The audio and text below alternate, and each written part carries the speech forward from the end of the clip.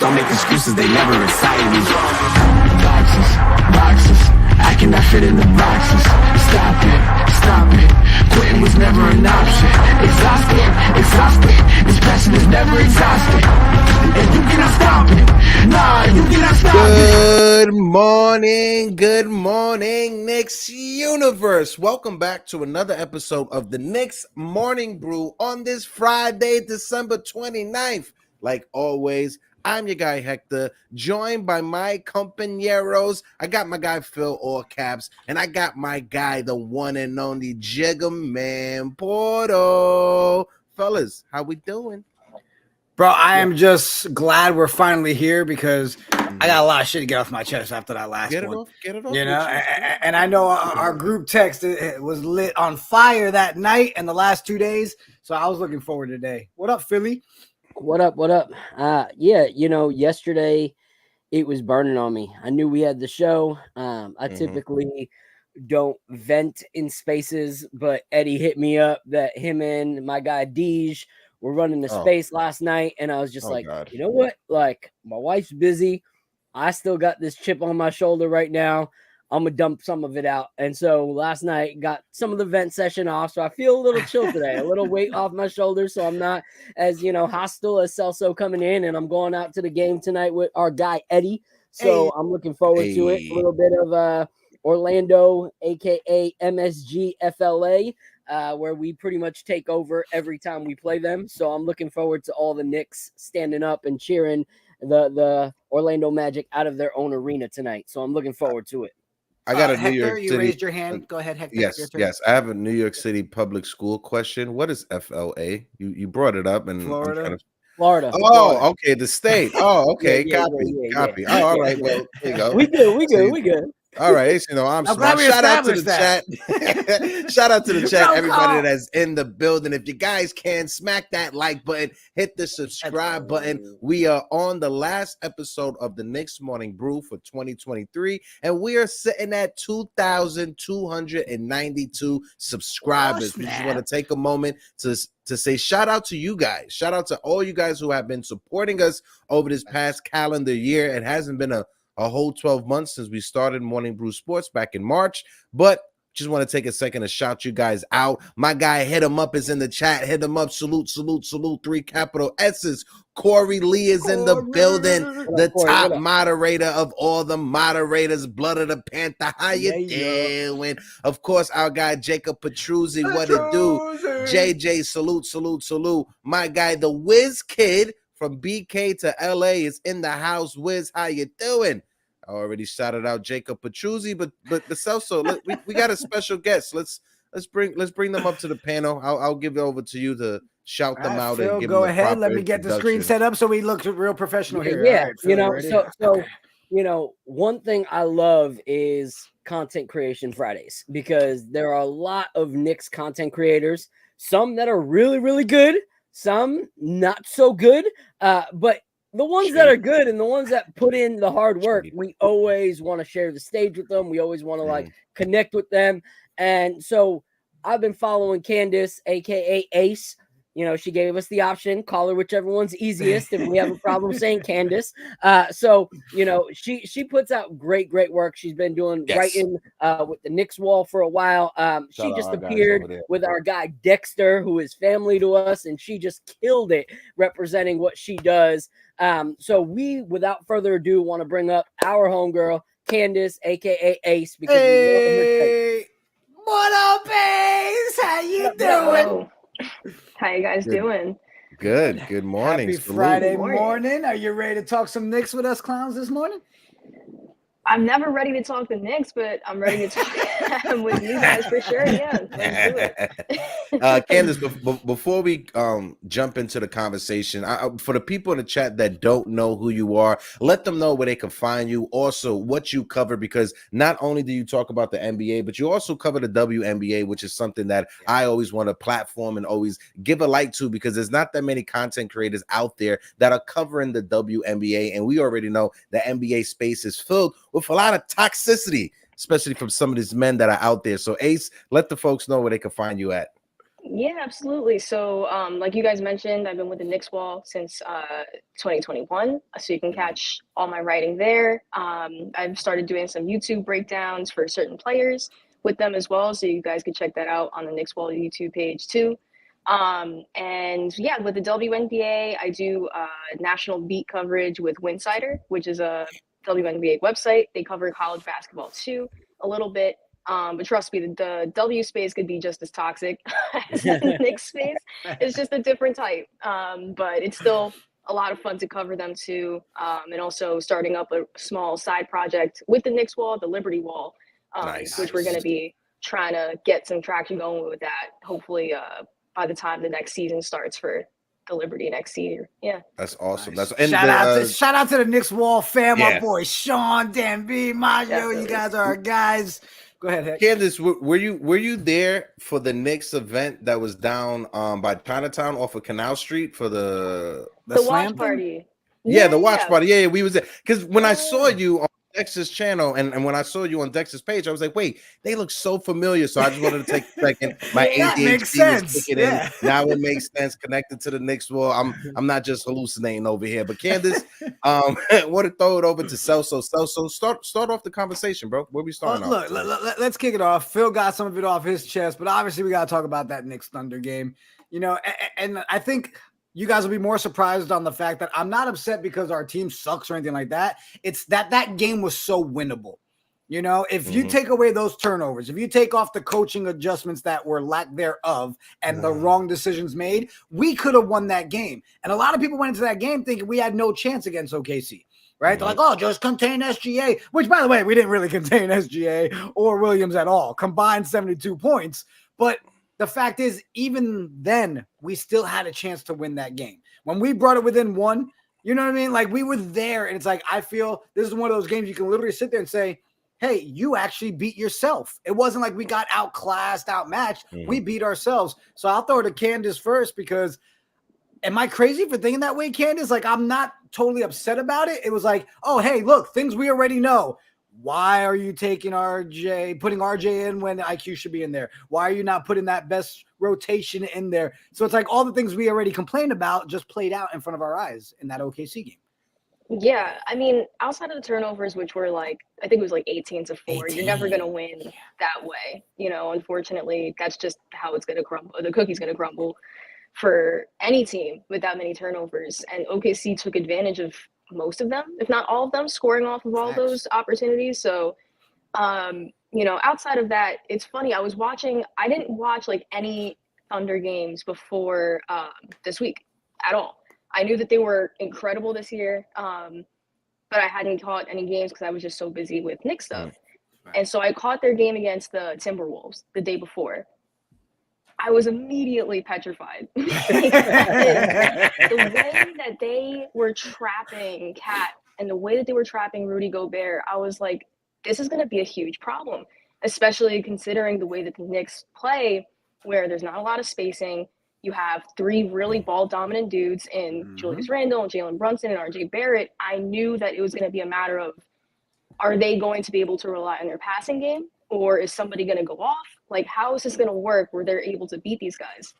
And that's exactly what they did. They were throwing double teams at Julius early, and that was flustering him. JB just did not have it early on in the game. We know how RJ looked, but I don't want to blame him specifically for the loss, just because there were a lot of other factors, a lot of team factors. But yeah, no, I didn't feel like too bad after that loss. I felt more justified in how I feel about Emmanuel Quickly and how he should really be getting a lot more of RJ's minutes. Yeah. Especially if they want to capitalize on this window with Julius Randle and Jalen Brunson playing at the level that they're playing at. Like, I've kind of accepted that RJ is just an inconsistent, good player, and that's fine. But, you know, you have a consistent, great player in Emmanuel Quickly who does a lot more for your two stars in the team. Even when he's off, he still gives you more, it feels like, with IQ, right? Yeah, Where with RJ, you're getting inconsistency regardless, and then you still can't count on him. So that's where it's like, okay, we all see it. Sorry, I had to. No, you're good. Absolutely. So, no, that was pretty much all I had. It was just like, I didn't feel horrible after it. The Knicks are still doing pretty well. It was just a really messy game, and I think they have to look at themselves in the mirror a little bit with those rotations, and that pulling Quickly at the end was just like, we definitely got to talk about that decision. Real quick, and I'll throw it to you, Heck, and then Phil. You know, but even Kenny Payne, obviously we're going to jump into the RJ conversation a bit because it has to be had. You know, but he said, I've been saying G League Barrett, and now I'm just saying trade that man. I mean, you know what, Kenny, what up, my guy? But we're gonna touch on that for sure. Go ahead. Yeah, we definitely got to talk about the RJ situation. Before I get my take, I want to shout out our guy Double A, who is in the chat. Double A, who's super supportive of us. Double A, on the last show, at the end of it, you let us know that some of your super chats didn't get highlighted. I'm not sure if that was an issue with StreamYard. We didn't get notified of the super chat, so I just want to take a second to shout you out, my guy. Thank you for in return. Double A, virtual hug, my guy. I love you, yes, Double A. I'm virtual group hug. But hopefully Phil still wants to give me a hug after this take that I'm about to give him, because I know Phil is a RJ Barrett stan. But like Candice says, when it comes to RJ Barrett, IQ definitely needs to get his minutes, and we just got to face reality when it comes to RJ Barrett. Over the past 18 games since he has come back from his little knee injury or, the migraine situation, the man is averaging 16.7 points a game. He is shooting 27% from the three-point line. In those 18 games he has played, he has only cracked 20 points 4 different times. One of those times was garbage minutes. I think I forgot what team we was going against that he scored like 6 points in that fourth quarter. We was already losing by 15.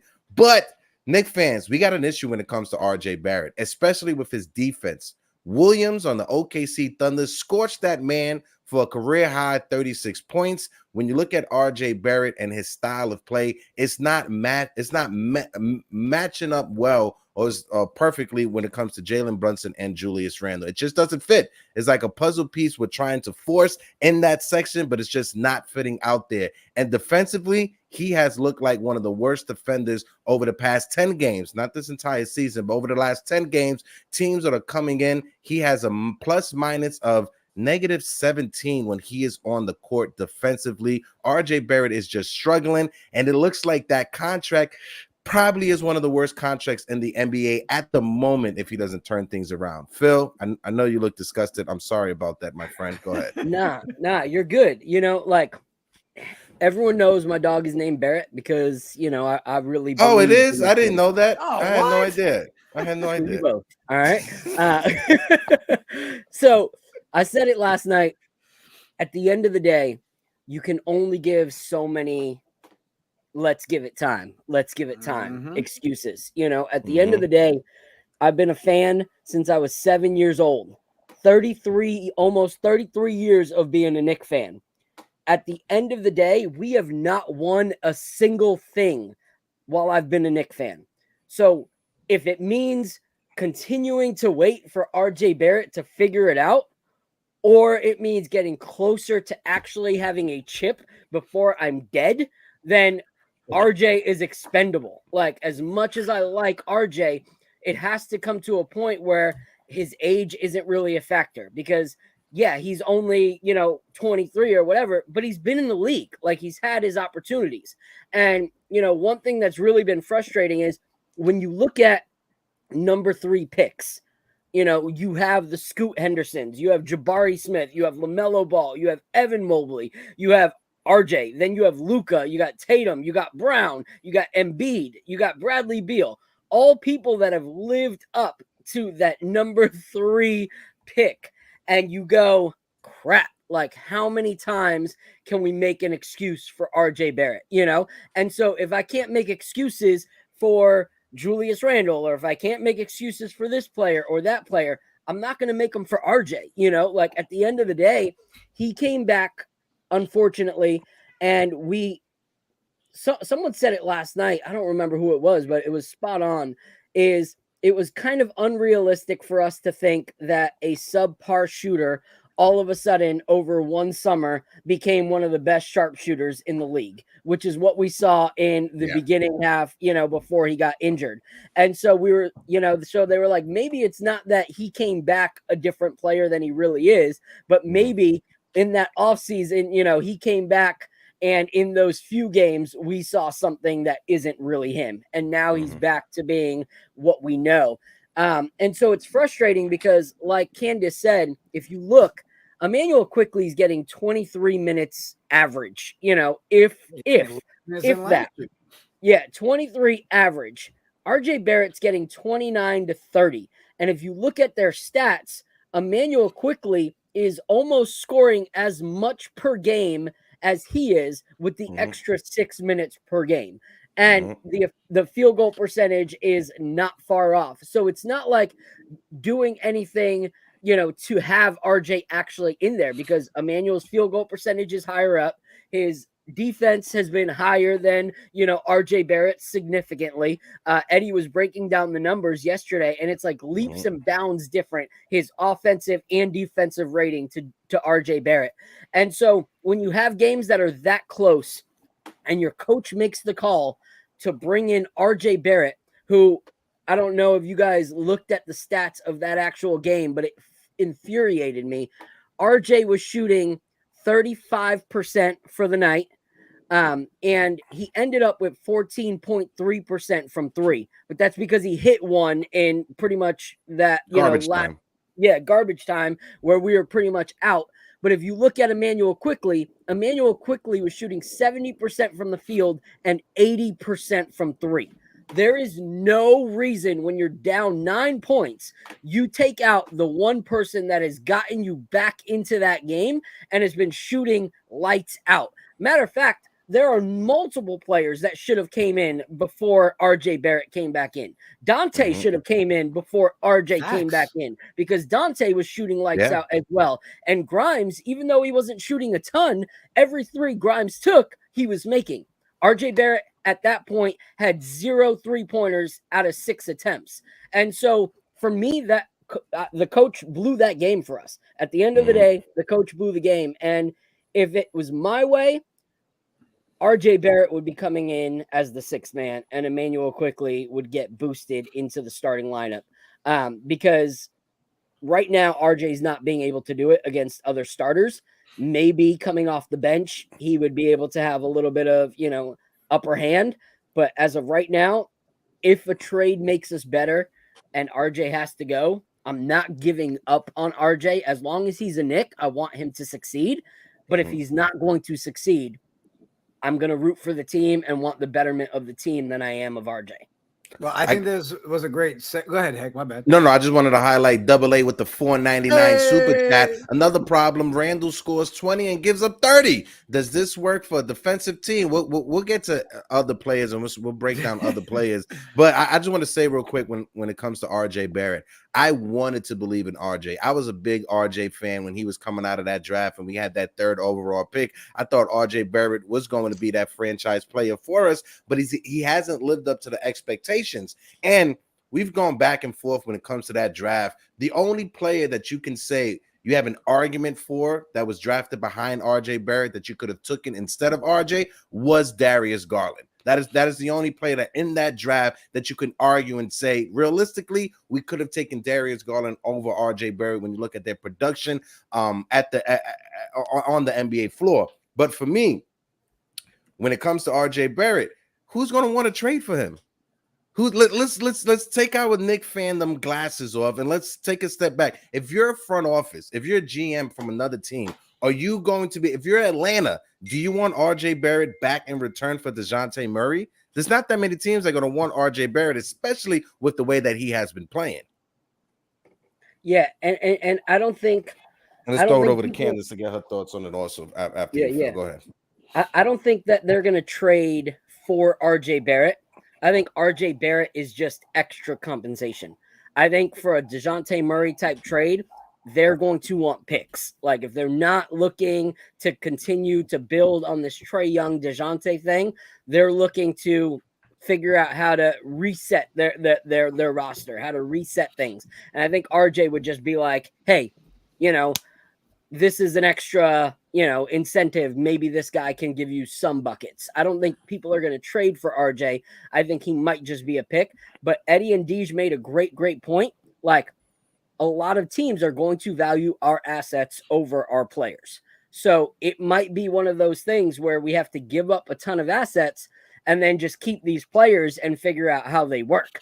And it might be something that you see like an RJ Barrett not be able to get moved, but he's no longer in the starting lineup because he doesn't have starting lineup numbers. And so he has to get pushed down to the bench.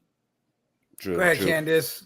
We got 47 people in the building. If you guys can, smack that like button. And like I said, we are sitting on 2,292 subs. So if you're watching us for the first time, hit the subscribe button. Let us get to 23. My fault, Candice. Go ahead. No, you're good. Yeah, with RJ, and when it comes to trades, you're right. Like, I think a team would have to be very desperate to acquire that type of player from the Knicks. So, yeah, Atlanta's one team that I could see maybe finding RJ useful for what they have going on. But the picks are definitely going to be more of the incentive for a team to take him on, take his contract on. And so that's why I don't foresee them moving him at this trade deadline, but I do foresee them maybe finally pulling the trigger on offloading him in a bigger trade this summer. I think the Knicks are going to do what they do, which is make a really small trade by the trade deadline for like a random wing. The two names that I feel like I've been trying to like plug are Trey Murphy from the Pelicans and Keldon Johnson's name has come up. With Trey Murphy, you get the shooting, you get the cutting, you get just that extra like oomph to your lineups that I feel like the Knicks really need right now, so that it's not just like Jalen Brunson trying to figure something out for like 20 out of 24 seconds and then finally having to like chuck up a shot, which usually goes in. That's not really like an efficient way to run the offense. With Keldon Johnson, I think he's just very much like a Tibs player. I don't know if that's for better or for worse, but he's coming from that Spurs system where he's going to be a pretty gritty player in general. So I feel like that would be an interesting wing for the Knicks to look at for size. But you're right. Like, I feel like going back to the Thunder conversation too, it didn't make sense for not only Emmanuel Quickly to not stay in the game, but if Tibs was looking for someone with more length and more size to defend Jalen Williams, he literally had Quentin Grimes on the bench available to him. And Grimes is, in my opinion, our best on-ball defender. Like, he has been in a slump. We know that. We know that the three ball hasn't been there. The confidence hasn't been there. What kind of confidence boost would it have given him to be plugged in at the end of the game? It's crunch time to be able to lock him down, lock down their hottest shooter. I think he could have done it. So it's frustrating. It's not just an IQ thing, and it's not just an RJ thing. I think it's more just like a Tibbs thing.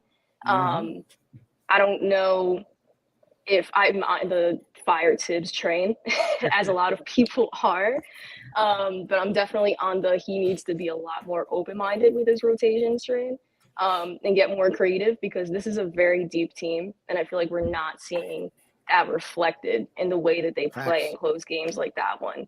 But I think RJ's here to stay unless they, somehow get the opportunity to do a Spida-like trade again this summer. And I think this time they'd be a lot less hesitant to pull the trigger on that than they were a couple of summers ago.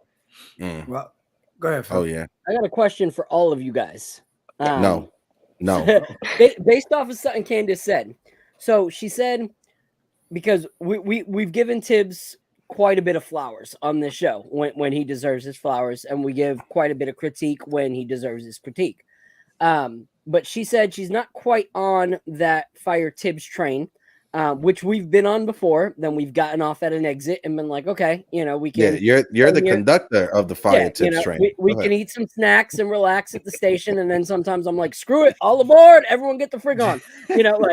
That happens. You're checking tickets while you go up the aisle, my guy. Hell yeah, giving discount tickets. Everyone get on board. But my question is, we talked about being such a fan of a player such as RJ and having to go, when is enough enough? Like, when do we say we've talked about this before? We've seen this before. And so I have to say the same thing with Tibs. Like, it's not the first time in these last few years at all that we've had a show where we've talked about rotations in the last few minutes, of him being stubborn and the fact that he makes his rotations on paper, not based on what's happening in the game. Like, he has his set way of doing things, and it's cost us games before. And then when we see him do something different, we're like, holy crap, did you see that rotation? Never expected that from Tibs. So when does it become enough for the coach to get the excuses of, well, he did, do that random rotation that one time that won us the game? Like, when does that become enough where Tibs is, actually an in-game coach and not a pre-game coach, and that's excused? Like, when do we draw the line there?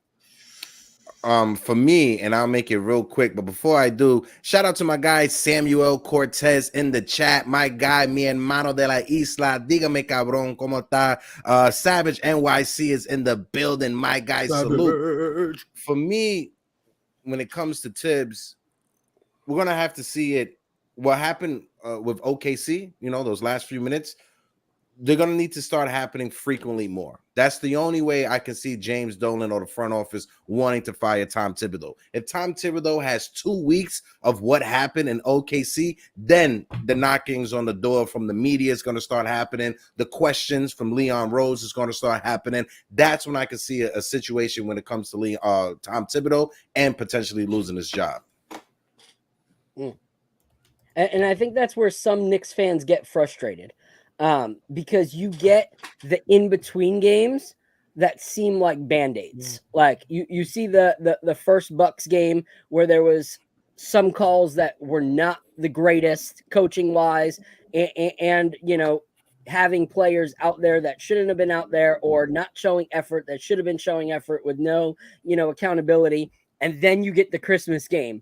And it's like, woo, we're on cloud 9. Tibbs is the greatest coach in the solid world. Game, yeah. We haven't won since Christmas. And then in OKC won. And so it's kind of like, let's forget, And so that's the thing that, I think we do that with players as well, is RJ will come out like he did, that Bucks game that we won. And he had the 20-something point game. He played well. And then can I ask something on RJ? Yo, yeah, because I'm having a hard time this season. I mean, can we realistically sit here and say there's been one game that he was balls to the wall, like from start to finish? I don't at the think beginning of the that. season. At the beginning of the season, at the start of the all season, those first 2 weeks at the beginning of the okay, so those first 6 games before the injury, and then after that, it's been kind of the same thing, right? Just it's back been to downhill. the inconsistencies.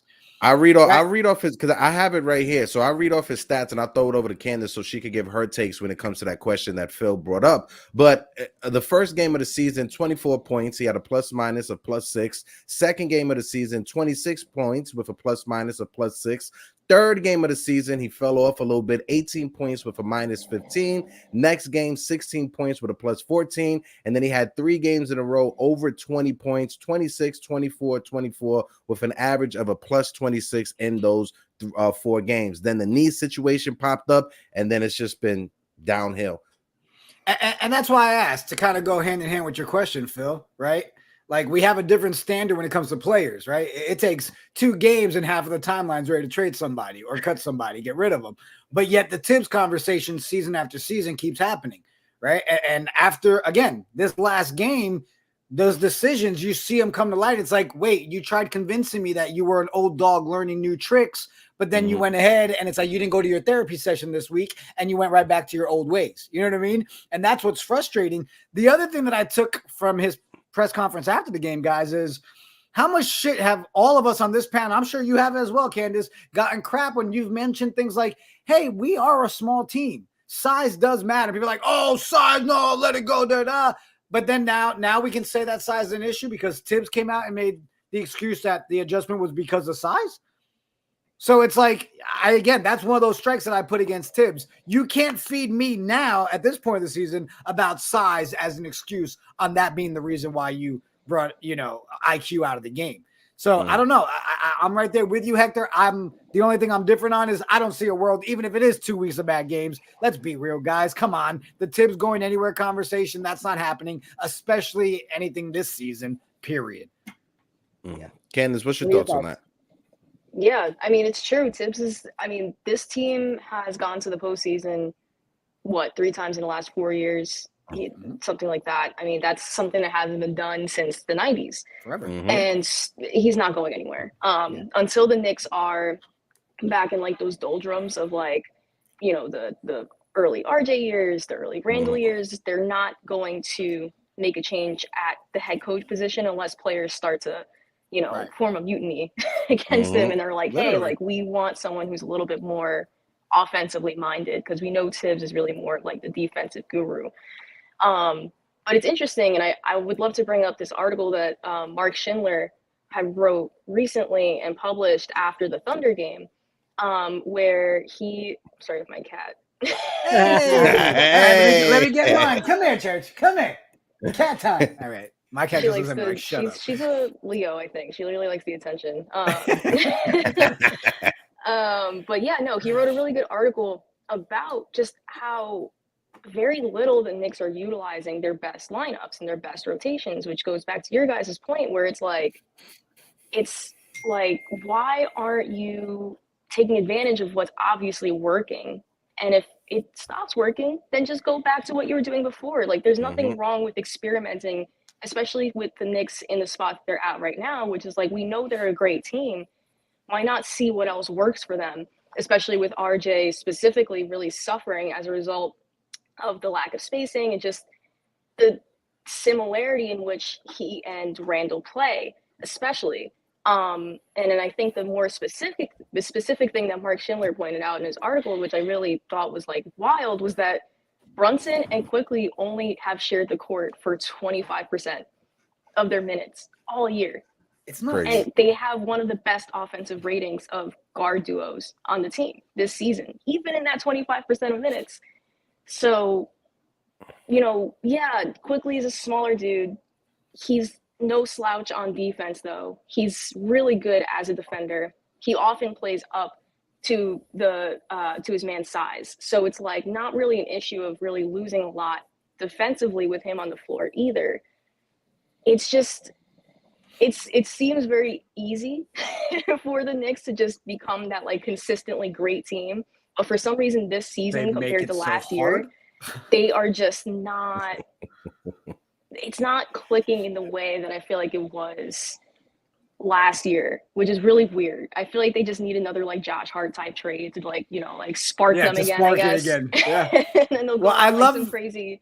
Yeah. I love that you brought that article up because also Cats did an article and same lines talking about we've got a fantastic four in the making with it being JB and IQ together, RJ not in that group, and the numbers are there to prove it. I mean, if you guys haven't seen this one too, go check this article out because literally the numbers don't lie. And that's the whole point of his article is like, hold on a second. This isn't just fans saying, hey, take RJ out, put IQ in because we like IQ. It's because every time that group has been together, they've been the best group on the floor.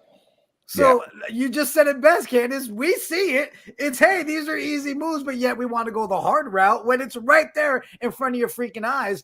But it makes me want to pull up the super chat from AA because Phil, you said RJ to the bench, and everybody's saying it. Hey, he's better not with this group. And then that's like, holy shit, you become a really expensive freaking bench $70 million on 4 subs, double A. You right, bro. Like that's a lot of money on the bench. It's not my money, and I just want to just throw it on real quick. And I throw it over to Phil afterwards. But we got 68 people in the building. If you guys can smack that like button. For me, when it comes to RJ Barrett, right? And when it comes to Tom Thibodeau, because they're in the same conversation we're having.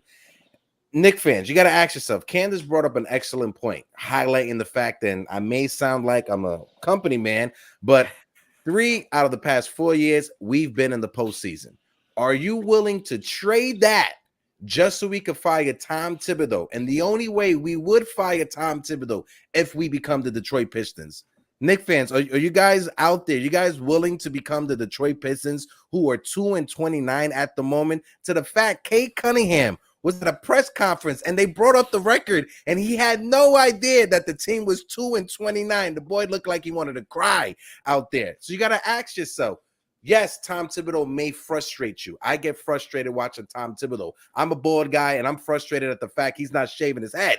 Just cut the shit, Tom, right? But are you willing to take a step back from what we've built over the past 4 years and become the Detroit Pistons, the laughing stock of the NBA, just so you could get rid of the head coach? Because I'm not. That's something I'm not willing to do. Yo, did you see that, Phil? I saw his name change. Like it almost turned into Hector MSG Donahue. I was like, oh shit, Anthony, is that you? Yeah, I told Anthony Donahue we're gonna have a death match for Company Man of the Year. I told him that it's going to be a blood war. Yeah. So it can go either way for me. You know, like I've said, you know, Tibs has done a great job getting us to where we're at, you know. But just like we say, you know, with Julius Randle, you know, like there's certain things that are keeping him from being the next step of Julius Randle, such as his effort, such as him complaining about the same call for 3 plays, and now we're playing 4-on-5 while he's trying to convince a ref that 3 plays ago he deserved to get a foul call. Like, those are things that we see. Like, do we ignore them, or do we desire for that to change? You know, same thing with Tibs. You can like what he's done and be like, can someone in the front office make him like do better when it comes to like in-game calls? Like, where is the accountability on those kind of calls, or playing favorites as opposed to playing what's best for us? Because so many people are like, oh, you guys don't know what you're talking about, this, that, what. Okay, so not only the individual content creators, but all the actual publicists that are getting paid are writing these same exact articles that we've been talking about since 4 weeks ago about Emmanuel Quickly, and we're holding it to the words of our coach. Our coach has always said, you have to show that you deserve it. You have to earn a spot in this New York Knicks starting lineup.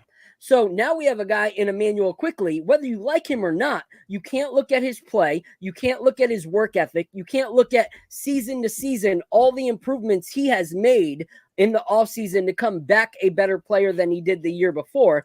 You can't look at all those things and say, oh, this guy hasn't earned to be on the Knicks. He doesn't have a contract. He's getting less minutes than guys that are actually costing us games. And there has to be some kind of like accountability to that. You know, as much as we love what Tibs has done, is staying here with these kind of decisions going to get us to that next place? I would love for Tibs to get the reward of us actually making it to the Eastern Conference or even winning a chip. But in order to do that, those things need to be addressed. Like, those are things that are going to hold him back. So it's not, oh, get Tibs out of here. It's Tibs can stay, but we need to see these things change in order for us to continue. Because if you look at it, like even when Emmanuel Quickly was asked, he said, we just have good chemistry. We're a group of guys that play hard and play, you know, we just connect. Isn't that what you want in the 4 guys that are there? You know, I've said it since last year that RJ, Jalen, and Randle in the same lineup does not work. And by halfway through the season, someone's going to prove that they don't fit in that trio. At first, I thought it was going to be RJ and Jalen. But now, it's looking like it's JR, and Jalen. So Phil, I'm gonna cut you off real quick, bro. Only because I didn't realize we just deep in this conversation talking. That's how great. That's how good the I'm like, combo's oh going. shit, Candice, we got you for 2 minutes. So I want to get Candice's takes on the Tibs situation. And before you go to Candice, I want to know for you right now, ending 2023, who's been your guy for this team? Who's been the player, your highlight so far for 2023? And then, we got to let Candice go, bro. She's got to get places. She got things to do. I was like, oh shit, look at the time. Yeah, no, first of all, thank you so much for having me. This was a lot of fun. I could talk Knicks for hours, so this is like the perfect type of like forum for me, scratching like all the itchy parts of my brain. So I appreciate it. But yeah, no, in terms of my guy in the team, it would have to be Quickly. Like, Emmanuel Quickly is one of the most fun players that I've had the pleasure of seeing actually get drafted by the team and get developed by the team and stay with the team for at least a number of years. The one thing I want to see him do, which I think he will, is show out in the postseason. He didn't get the chance to do it because he was hurt. He was playing hurt. And so he wasn't himself, especially in that Miami series. But I would love to see him cook in the postseason. I think that's his next leap. It's going to be a leap for the Knicks in terms of their pocketbook when he does do that, because if they want to match his contract, that's going to be a big deal if he shows I'm also a playoff performer too. Especially to a team like the Orlando Magic who are playing tonight, who I think would love to have an Emmanuel Quickly type player. So Quickly, I think, is my guy on the team. But yeah, when it comes to Tibs, like, I look around the league and the coaching carousels that happen with a lot of these teams is not something that I think the Knicks can afford right now, especially with the consistency that they've had with this current roster and with the number of players that they have signed to multi-year deals who are performing at their peak. I mean, you have Jalen Brunson, who's probably going to be an all-star. Julius Randle will probably be an all-star. Emmanuel Quickly, again, is in the sixth man of the year conversation, I'm sure. You have players who have formed this consistency with one another and who have formed consistency with this head coach. And they never speak ill about Tibs. It's the wildest thing. Can I curse on here? Yes, you sure can. Drop it. I would be talking the most shit about Tibs all the time if I was a player on this team, if I was Emmanuel Quickly, especially because I would feel so underutilized. I would feel very underappreciated. And you hear nothing about this man. That has to mean something. I appreciate that. Definitely got to bring her back. Got to bring Candice back. This was a great combo. And, Tibs, as much as he is frustrating and makes you want to pull your hair out, he is a winning coach for this team right now. I don't know if he's the coach for the future of this team. I think that maybe even next year or the year after that, the Knicks may try to look for someone who is more offensively minded than him. But he was an awesome hire for them to build that culture again. Yes. People want to play for the Knicks again. The Knicks are described as this physical, gritty, tough-nosed team again. And that's a big part of his philosophy. So, as much as I get frustrated with him, he's a good coach. Yeah. He's a good coach. So I'm happy with him right now, but we'll see. Before we let you go, Candice, one, I want to say I'm dying laughing inside because you legit said, can I curse? And she said, shit. I was like, oh. She hasn't met Eddie yet, okay? We've got yeah. But Candice, I'm dropping it in the chat for everybody. Guys, please go give Candice a follow on X. Yes. Again, you can catch everything on the Knicks wall, the articles, the content. You mentioned a Liberty wall in the works, so that's going to be dope. But we're going to say it now. Did not realize this conversation went so fast. We got to line you back up, Candice, early in January. For sure. Let's get you locked in. Appreciate you so much making time and hanging out with us. And we kept you past the time we promised. So thank you so much, Candice. You're good. Thank you guys so much. Have a good rest of your weekend. You too. Happy New Year. Happy New Year. Happy New Year. Make sure you drink some water and say some kind words for yourself. I always tell people that. Go ahead. Absolutely. There was this later, Candice. Later, Candice. And with that, let's take a moment just to take a step back. We got 83 people in the building. If you guys can smack that like button. If you're out there, I got the sun in my face. I got to fix this real quick. It's gonna irritate me. Make sure you guys drink some water. And as Knicks fans, I know we get frustrated, but always make sure to say kind words to yourself in the morning. Shout out to our guy Keith Turner, who is in the building. Keith, how you doing? Salute, salute, salute. Delano Still Jr.'s in the building. My guy Chan the Champ is in the building. Chanda, how you doing? Julius Blum, salute to you, my guy. Salute, salute, salute. My guy JJ's in the building. Ally Wise is in the building. Peace, God. Hope all is well. Let's see. Double A, shout out to Double A. Of course, the Queen Ebony is in the building. Ebony, how you doing? My guys, Ron and John, still Knicks fans. How you doing? And we got Fakey Fake in the building. Fake. Shout out to everybody who's in the building. Smack that like button for you guys. We have a few people watching on the Brew Crew Twitter as well as on my Twitter. If you guys wouldn't mind, head on over to YouTube. Check it out there. Hit a like. Hit subscribe if you haven't yet. We're continuing to try to build this family through YouTube, and we 7 thank you guys subs for watching away where you're at. from 2,300. 7 subs away. Let's hit that today on this stream. Smash the like, guys. Hit the sub. That's crazy. We seriously were talking a few weeks ago about wanting to get to 1,500 by the end of the year, and now we're trying to approach that 2,500 mark. So thank you guys so much. The community's been ridiculous, man. It's been so good. We're gonna drop the link here in a minute, guys. We're gonna do open panel today, the last open panel of 2023. I figure a couple conversations we can have with the panel. One, I want your guys, kind of tell us who your main guy has been so far this season. And guys, while we're talking about things, let's bring up the sit down conversation, because we saw the Bonnie report, right? Klutch is down to talk to Rose. Rose is down to talk to Klutch.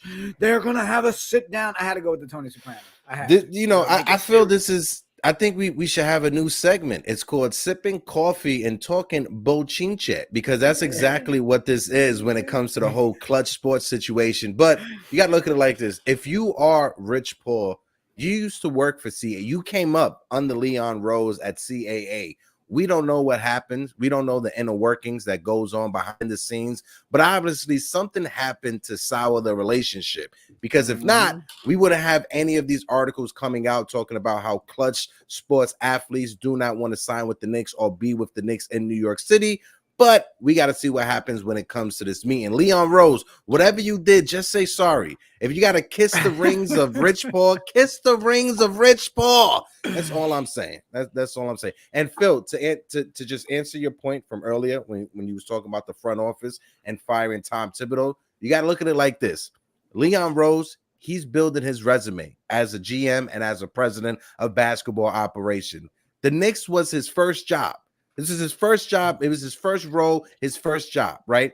He was able to take a team that was in mediocrity for 20 years and turn them into a playoff contender. Was able to have them in the postseason 3 out of the 4 years. If you're Leon Rose, you don't want to get trigger happy, fire Tom Thibodeau, bring in a new coach, and then the team underperforms. That looks bad on your resume as a president of the basketball operation. So that's why he may be hesitant when it comes to making some moves. It's not an excuse. I know it's not an excuse, but I know if I was in that position, I'll be trying to pad my resume for my next job, or just to try to save whatever credibility I have, because a lot of people were screaming that Leon Rose shouldn't have gotten a job and he can't do the job because he was a former agent. That's just how I look at it. Can we give Ebony some flowers real quick? Because the new narrative alert, trade Tibs. Go ahead. What up, new breed? I totally understand that, and I agree. It wouldn't be a good look. I honestly don't think right now it would be a good look for us where we're at to fire Tibs. We are, winning in a East that is very, very strong. And so, I think there is the question marks of how long, do we ride it out? Because I don't know many people that think that Tibs is the coach for the next stint of, maybe some do, but for most that I've spoken to is like, after this contract, we need to look into, but the accountability part of like, okay, what can we do different? Like, so it's not the same conversations year in and year out. Like I said, I want something different from certain players like Randle, but I'm not here saying trade Randle because I think trading Randle right now is a horrible idea. Like, I think without Randle's contributions offensively, like, our team is nowhere close to where we're at so far this season, So even though I'm like, hey, I want to see Randle a little more effort, less complaining, more defense, that's not me saying I want Randle out of here. Those words never came out of my mouth, So same with Tibs is I want those things to be worked on, corrected, someone to come alongside of him and be like, is that the best decision? Because if everyone else sees it, I want our coach to see it as well. So we don't have those conversations. But yeah, that's the point that I was going to make there. I want to shout out a couple of the people's comments about the Klutch situation. Let's see, we had Knicks GM, the posse took millions of dollars out of Rose's pocket after leaning under him. He owes no one an apology. All right, that's one side. Chan Champ, Leon used to rep Braun. They had a falling out. Long story short, look it up. Yep, I've read several articles on it. Word on the street was Leon Rose was trying to talk to Adele. That's why Rich and Leon got beef with each other. Rolling in the deep. You were clown. Nick said, how many millions think CAA lost with I'll take it to the Braun. I like what Julius said to you, Heck. Hey, Heck, was Buck Showalter good for us in the early 90s? Yeah, he was, but it took Joe Torre to produce a dynasty. Oh, I don't disagree with that whatsoever. And I don't want anybody taking my words as me wanting Tom Thibodeau to be the lifelong coach of the New York Knicks. Not at all. What I'm saying is that Leon Rose, just to make sure his resume is safe as a president of basketball operations, he may be hesitant when it comes to replacing Tom Thibodeau because he may not have trust in whatever candidate comes up as the new candidate or the new option when it comes to replacing Tom Thibodeau. Also, the link for the open panel is in the chat. If you guys want to come up for the open panel, you are more than welcome to. Just always remember, we got to respect the terms and services of YouTube, of Facebook, of Instagram, and Twitter. Just always be respectful to one another. If somebody is in the middle of giving a take, allow them to finish because the same time would be given to you. And we are sitting on 31 likes, and I think we got 70 people in the chat. If you guys can, smack that like 42 likes. My apologies. Let's run the likes up. Let's get the likes at least 60 likes on the stream. Phil, you handsome devil, you go ahead. Before we bring Double A up, you guys were talking about the, Klutch Sports thing. 5 away from 23, 5 away from 2,300 subscribers. Smack it. Sorry, go ahead, Phil. Sorry. The one thing I'll say is it sounds like there's something that both parties are now interested in. Because if you look at it, there was all those talks of the Zach LaVine early in the season, few weeks ago, where Klutch Sports was, nope, we're not going to send anyone to the Knicks. And there was no actual conversation of we need to have a sit down. And I think that's because both parties weren't interested in something like a Zach LaVine to New York kind of situation. All of a sudden, this Murray stuff starts coming up. And now both parties are willing to have a sit down conversation. So to me, that sounds like both parties are at least interested in exploring something to happen soon. Because to me, if you're okay with that beef because you're like, you don't have anything that I want, why would I sit down? Neither party would be considering having this sit down conversation after all this time. But now someone sounds like, okay, at least on one half of the spectrum, whether it's the Knicks or Klutch, someone is interested in making something happen between those two. And so they're willing to have that conversation.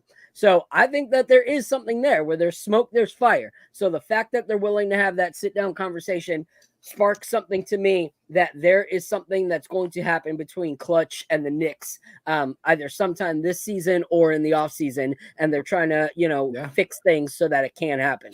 Yeah. No, great take, Phil. Real quick, I want to give Sherwin some, Sherwin's going in. Shout out to Sherwin. He's in the chat. Sherwin said, I'm going to drop something. You know what, Sherwin? Good morning, Knicks fans who want Tibs fired. Need to go back in history. Tibs the top 3 coach. We are very lucky to have him. Good morning, Sherwin. Company said, and then he said, people who want Leon Rose fired need to go back and they appreciate how good Leon Rose is. He is the best GM in my lifetime. I am over 50. Listen, this is a safe space. Everybody has their opinions. Listen, and when it comes to that last comment from Serwin, I just want to touch on that real quick before we bring up Double A. He's spot on. Yes, I know the bar has been set very low when it comes to Knicks GMs. I get it. The bar is literally on the ground. But over the past 50 years, when you look at the GMs that we have had over here, Leon Rose, he's in the conversation as one of the best GMs we've had over the past 30 years. I know in my lifetime watching the Knicks, I've been watching the Knicks. I was born in 89, but I've been fully invested since 2003. And since 2003 and 2004, Leon Rose has been the best president that we have had as a Knicks fan. Again, the bar is literally on the ground. Like, you know, the salt for the snow. The salt for the snow is taller than the bar that's been set on the ground when it comes to Knicks GMs. But that's all I want to say when it comes to that. And Phil, when it comes to DeJounte Murray, I am right there with you. That's the guy that the Knicks have to get. The Hawks, they were able to get him for 3 first-round picks, Jason Collins, and a pick swap, right? So I think if the Knicks, if we have that conversation, we may have to give up Emmanuel quickly, 3 first-round picks, and a pick swap to get DeJounte Murray. If not that, RJ Barrett, Quentin Grimes, and a combination of picks in order to get DeJounte Murray to the Knicks. Bingo. Yeah, and he's a bucket getter. That's what we need. We need someone in clutch times that can take the burden off Brunson. And, you know, I think that we at least try, you know, like he fixes a lot of things. But we got 2 people in the back that we should bring on up, kind of hear their takes, and then we can do the player of the year for all of us so far. Yeah. And again, people in the chat, I dropped the link a couple times. It's a safe space. No one's here to attack your takes and tell you you're horrible. Come on up, hang out with us. I only have one rule. Hector likes to do it nicely and say, follow the terms and conditions. I say, don't be a douchebag. We got Double A backstage. What up, Double A? What up? Double A, I'm mad at you. I'm honoring Phil. I love you it. honoring Phil? There you go. There you go, Double A. You're glistening, my guy. Hope all is well. Hope all is well, Double A. Again, God sorry about the last episode. I'm not sure what was happening with StreamYard. We didn't get those super chats highlighted, but appreciate you, Double A, always supporting us. No worries, fellas. You know, Phil is the loud Puerto Rican. I'm the angry Puerto Rican. Listen, on Tibs, this is my feeling. Rose, I agree with you, Hector. Rose is being very conservative in his tenure here as a Knicks GM. Okay, I feel strongly there was moves for us to be made this offseason that would have put us having some, you know, Tibs type players on this team, defensive players on the team. But you know, he was gun shy. He didn't pull the trigger. And look, you got guys, teams like the Bucks. The Bucks won the championship, and they still fired their coach. The Raptors, Casey won Coach of the Year. He still got fired. You know what I'm saying? And it's the thing that, you know, I understand as Knicks fans, man, we've been suffering for so long, so the bar is low. But you got to look at the whole picture. You know what I'm saying? And Tibs has cost us drafts, picks. He has cost us development. We've ended up having to add draft picks to get rid of players for no other reason except he has no use for them. You know, and you know, part of it I think is his fault, but part of it is Rose's fault. And I think after 5 years, you know, your time is pretty much. You know, players are not listening to you anymore. They're kind of drowning you out. And I just feel for us to make the next move, we need somebody that's not afraid to make those trades, man, to pull the trigger and make the shot. I mean, we could have had Holiday this offseason. You know, we could have had the man from the Clippers, George, this offseason. You know, and it's just, okay, are we win now or we're not? Because if we win now, then we got to make win now moves. Okay, which is bringing people on like Holiday and bringing people on like Paul George and addressing our needs. You know, this has been 5 years. You know, we keep talking about our young guys. Who's the youngest tenured Knick on, you know, player on the Knicks other than these last draft picks that really didn't mean nothing, you know, like Toppin and them guys. You know, these guys have been here 4 or 5 years. You know, we haven't picked in 2 years. You know, these things, you know, and he hasn't changed his attitude, man. This sit-down meeting with Rich Paul, you know what it's about, I found out? and it's stupid. It's about our treatment of Cam Reddish. They didn't like it because Cam Reddish, it was no reason for Cam Reddish to be benched and not play one single minute. You know, it was just a personal thing. So this is the things that Tibs still holds on to. I know he has gotten us to places we haven't been in the last 4 years, but hey, man, you know, championship teams keep going, you know, keep building.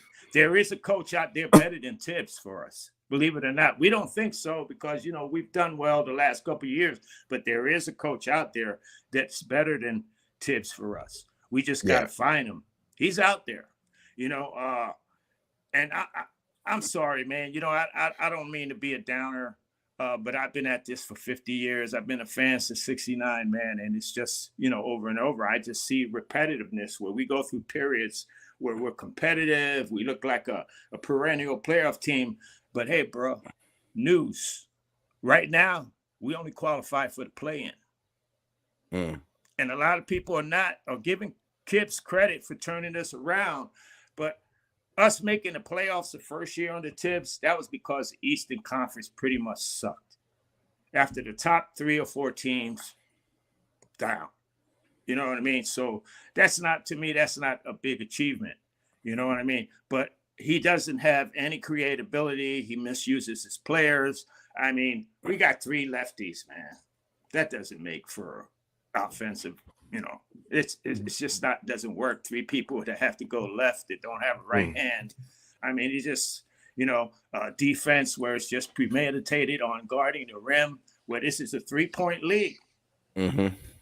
If I may, real quick, Double A, I'm sorry, I don't mean to cut you off, Eddie. but we got some other folks that's joining us on the open panel. Also, we're sitting at 107 people watching us collectively. 101 is watching us on YouTube. That is a brand new record for the Knicks Morning Brew. 101 people watching us. We are 2 subscribers away from 2,300. So if you're watching us and if you're not subscribed, hit that subscribe button. Help us get to 2,300. I throw it over to my guy Phil, and then Phil throw it over to Eddie, and then Ben, my guy Ben, what it do? Salute to you. Go ahead, Philip. Yo. So I want to, but besides the YouTube respect and all that stuff, to make sure that we don't get, you know, flagged and all that, we're trying to build a community here, you know. So one thing I want to say is, while people are up on the panel, share your opinions in the chat, but let's also do so respectfully. You know, let's not try to, you know, comment on the person, more so comment on the take. I want to make sure that we're respecting one another as well in the chat, as we are up here. We'll always respect you guys. We want you to respect everyone that comes up. It takes a lot for someone to be like, yeah, I'm going to publicly share my opinion to 100 people watching. So please make sure that you're respecting people's takes, and let's keep this a fun thing. Like we're all just sharing our opinions. We're all just having a good time. So let's make sure not to tear each other down personally. Tear down the take all you want, but keep it about basketball. Facts. If not, Eddie's gonna curse you the fuck out. Eddie, how you doing? How you feeling? Go ahead. Floor is yours. I'm good. How are you? First and foremost, I'd like to have some super chats here. We're a poor, we're a very broke channel. Okay, so if you could give 50 cents, 25 cents, whatever you could do. Did I come back in time for Eddie's begging a poverty fight? We're a poverty network. All right, we need those super chats. So even if you give a quarter, 25 cents, 50 cents, please, it means a lot to our broke. And that's the bottom line. Nailed it. We need some fucking money. He's not wrong. 25 cents a person, that's $25 right there. We can all work it out. Oh, man. Give us 25 cents or 50 cents. Yo, TC said food stamps. Yo, TC, we'll take it all, bro. First of all, we'll I'll take those stamps. I go right and get me a hot sandwich from the bodega. All right, bacon, egg, and cheese, or chopped cheese. I'll definitely need one right now. Food stamps, the whole 9. Go ahead, Eddie. Go ahead. I don't know what's funnier, the fact that he did it or the fact that I totally supported 100%. What up, Eddie? Talk to. We'll work for food. I see you, Double A. Oh man. All right, Eddie, go ahead, bro. We talking the Tibs situation. We talking Klutch. What's on your mind, bro? We need to make a trade. We need to make a trade. We need to make this team better. I've seen enough out of RJ Barrett. I'm done with the Randle, RJ Brunson trio. I'm done with them. I've seen enough. And I guess over this next month, when all these guys are, going to be traded, I think it's January 15th is when the names could start popping off. 99 cents. There we go. Who says begging isn't worth it? 99 Who cents. says begging Appreciate isn't you. worth it? Yo, Chad Keep said it going. begging 25 works. cents. Whatever you do, a quarter. Oh my God. But listen, I just want to see the Knicks make a move. I want to see us bring in another option, and I just want to start competing, fellas. That's it. I want to really compete for the East. I don't want to just be like a play-in or like borderline, first round, second round exit. I want to see us go for it. I want to really compete with the Milwaukees, the Bostons, the Minnesotas, the Denvers. I just want to be in the convo. What up, Ebony? So yeah.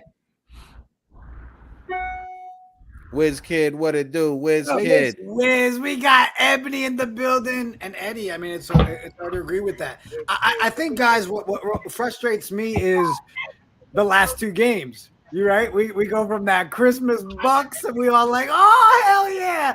And then we watch ourselves just beat the shit out of ourselves with the stupidest decision stuff.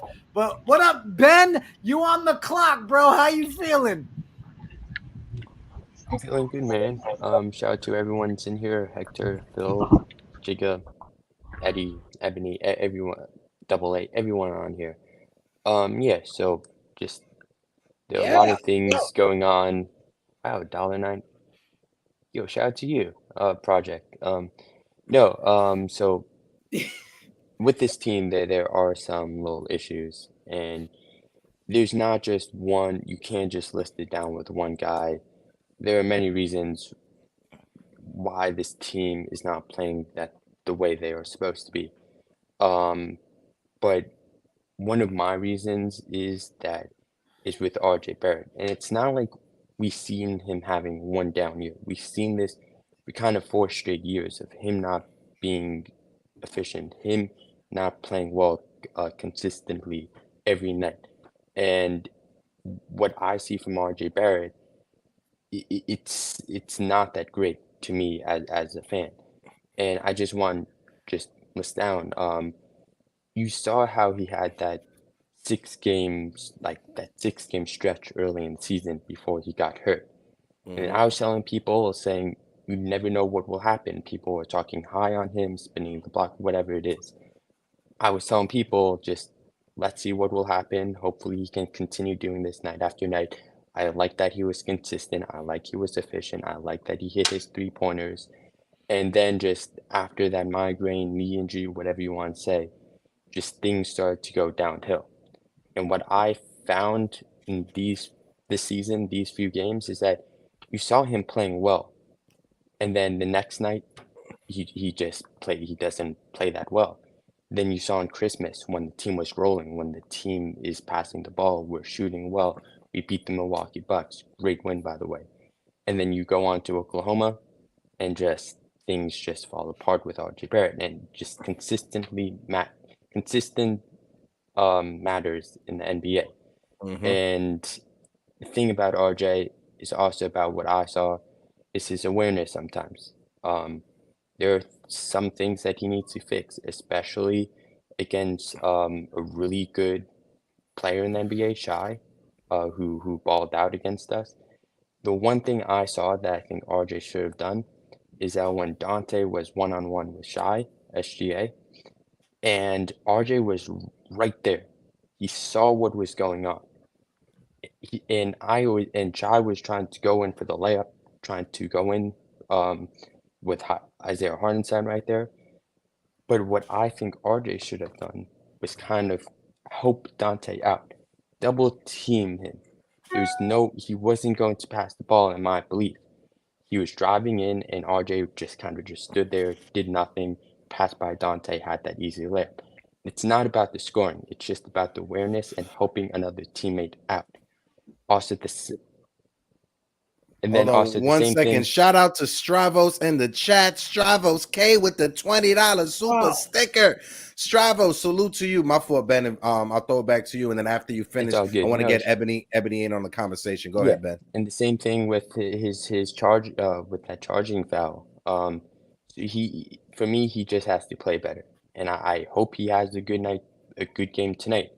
But I'm not if he has a good game, okay, great. Can he continue this against the Pacers on Saturday? Can he do this against Minnesota on Monday? Can he do this every single night after night? I'm not sure. And if he continues playing like this and he's just not putting in all the effort, he's not shooting well, he's not helping a lot of other teammates, I think that it's time to move on, honestly. It's a tough thing to do, but yeah, in my honest opinion, if he continues to struggle, we've seen this for a long time now. It's not the first time we are seeing this. It's time to move on from RJ Barrett.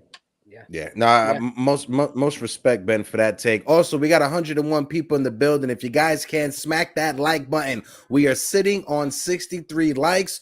A like a day will keep the doctor away, as they say out there in the field. Ebony, Mad Knicks fan, with the Yankee foam finger in the back. I love you so much, Ebony. So I'm gonna throw this. Oh, go ahead, Phil, and then I'm gonna throw this over to Ebony. Sherwin, we you got had some Wiz great backstage. points. I want to bring up Wiz. Go ahead, Phil. My fault. You had some great points, Sherwin. You talked about RJ, and how he's a bully player, but that he's not strong enough to bully the small forwards, and he's playing out of position. So when we're critiquing things about Tibs and people are coming back at us, with those critiques, but then you're going to say a comment like RJ's playing out of position. Isn't that a coaching scenario? Isn't that a coaching decision?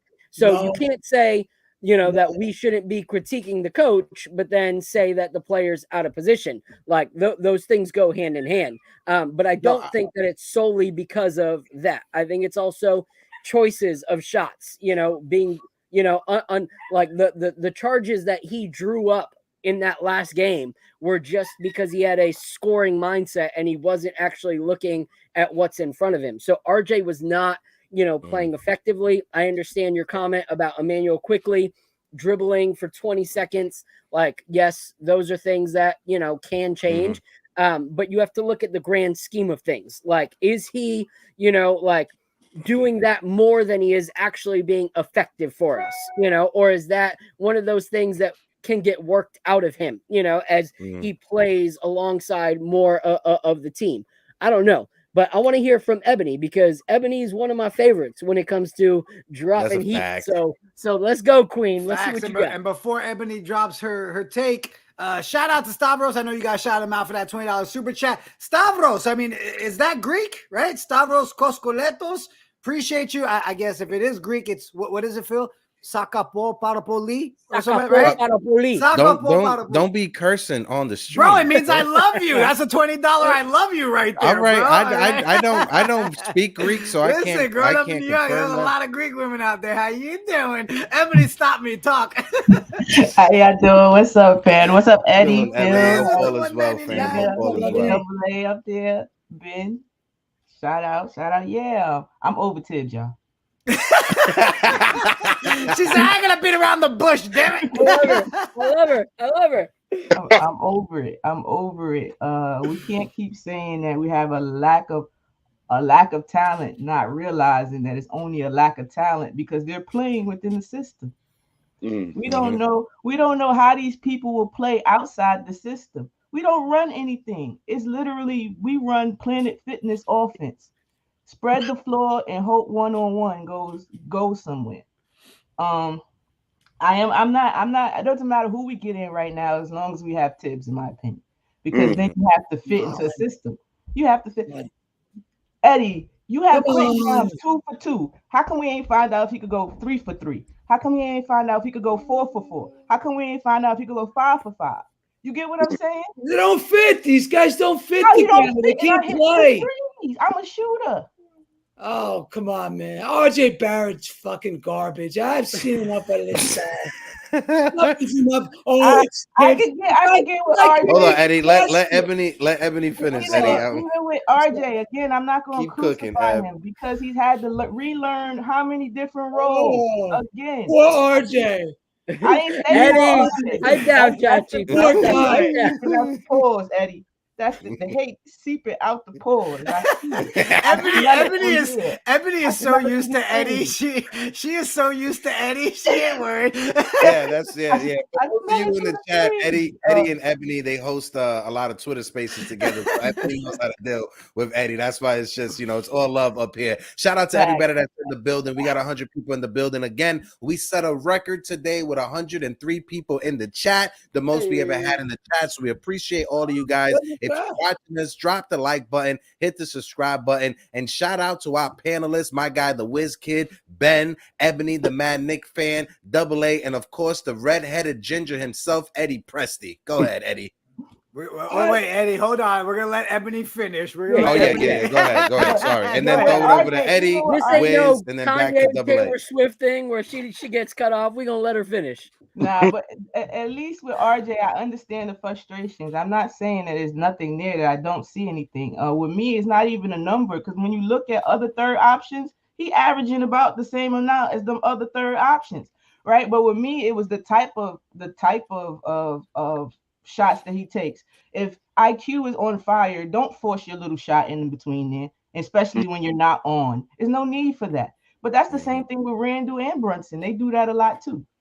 So we have to play like a team. Until we get selfless stars, ones who intentionally want to give other people easy buckets, not the bailout buckets. I don't mean the accidental assists. When you like, oh, help me, Josh Hart, and you pass it to him, not those. I'm not talking about those. I'm talking about like really getting somebody a basket. Like I'm intentionally trying to get you a basket. Until all three of our stars do that, we're going to be up and down. It doesn't matter. And on top of Tibs, who's supposed to be a defensive-minded coach, offense is not even our problem. It's our defense and effort. So, again, we're going to have to look at who? The mastermind in charge, the defensive mastermind in charge. Ebony, what's crazy is since the last time you were on this show, we were having this conversation last time you were here where we're like, we got to stop making excuses if we were to pin down to one thing and we're saying, hey, we're a defensive team. Where? Show me. I see two people on too many players and we're not trying to double team. That's a problem. That's a problem. We're not trying to double team. Those are accidental. And we got Thibodeau as our coach. That's not supposed to happen. We're supposed to have the coach that pays attention to the small details, right? The rebounding, the defense, the double teams, picking and rolling. All those things are supposed to be Thibodeau's specialties. But what's up with us? What's up with us? Yeah. We're losing because we're turning the ball over. We're not playing defense. And we're not getting back on defense. We have no core principles on defense, but we have a defensive-minded coach. Make it make sense to me. The math isn't mathing. The math is not mathing. And to Ebony's point, sometimes out there you see maybe 2 or 3 or maybe even one player out there talking. Not everyone is talking to each other. There's no communication out there defensively. Guys are missing assignments. Guys aren't picking up their teammates' man when it's the pick and roll. They just aren't communicating. Eddie, I'll throw it over to you to get your take, and then throw it over to the Whiz Kid who's eating some what are you eating over there? Alphabetos? What are you eating over there? Cheerios? What are you? Cornflakes? What's that?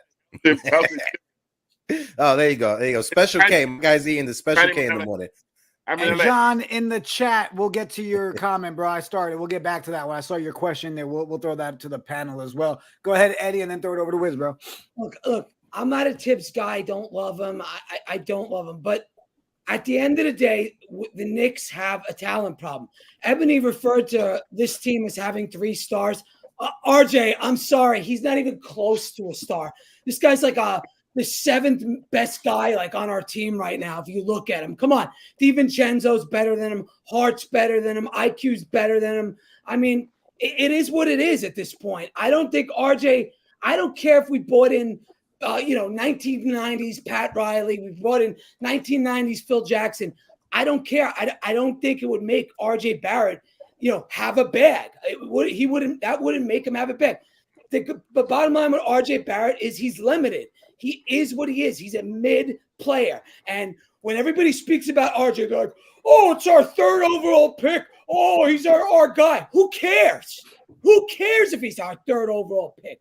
I want this team to get better. Do you think the other teams around the NBA care that he's our 3rd overall pick? No. They care about who the player is and what type of player he is right now.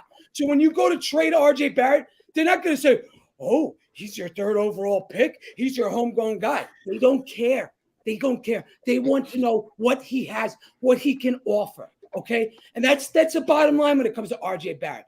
I want to get better. I want to see this team win. And if you got to trade RJ Barrett, so be it. It makes the team better. Send his ass off to Atlanta. Send his ass off to Washington. Send his ass off to Chicago. I don't care anymore. Bringing me a real 3rd option.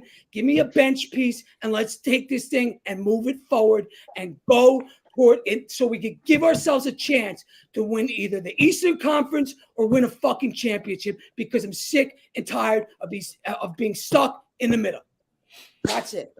Just so you know, this is how you know Eddie spends too much time on Twitter with his just how angry he is and how frustrated he is with the entire Woo-sa. Rub the back of your ears like organic Nick Fanatic was doing. Woo-sa, my guy. Woo-sa, my guy. We got 100 people. Win master, no fill though. Yeah.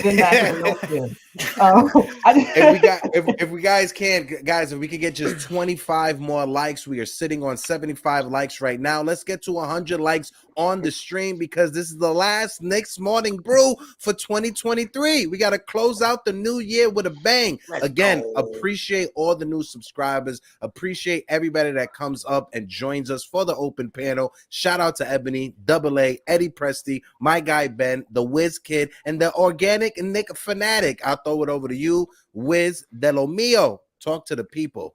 Buenos dias, mi amigos. ¿Cómo está? I saved you all the takes. I ain't take not one of your takes today, Wiz. Go ahead. You know what? Yes, you may have, but it's hot girl winter, because Candice and Ebony blew it out the water. Facts. Those two are showing that they are brilliant.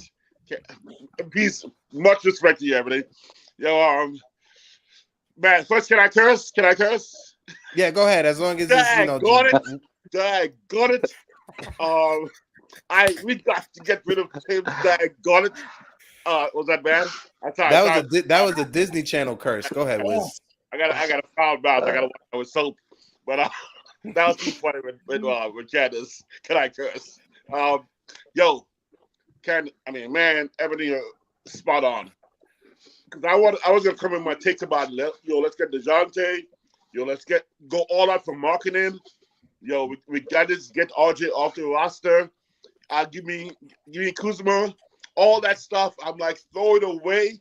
Because no matter what we do, as long as Tibs is here, we will not go anywhere.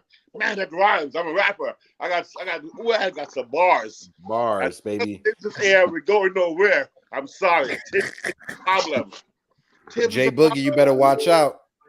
Now, I'm saying, we give him much respect. He brought us to a level we need to be at. He changed the culture. The front office did their stuff.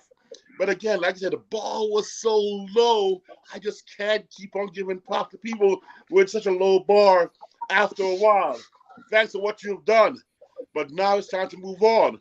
It's, that it's high school. We've graduated our high school. Now I need some professors. I went to engineering school. I need some guys who know all about, quantum physics. I don't need guys who know about the algebra anymore. I'm going on to trigonometry, different equations, with calculus. I don't need no more, trigonometry. That was nice. He took us to a nice level. Move on, guys. Let's graduate to the next level. I want to graduate to the championship, and Tibs is going to keep me doing really well as a really good high school student, and maybe a good freshman in college. But I want to graduate. I want a PhD. I got to go to the top. I want that chip. That's all I got to say. Copy. I'll throw it over to the organic Knicks Fanatic to get his take. But I just want to correct something that I mentioned earlier. I was playing NBA 2K last night, so I was stuck. John Collins, they didn't trade John Collins to the Spurs. The Hawks, they traded 3 first-round picks and a pick swap to go along with Danilo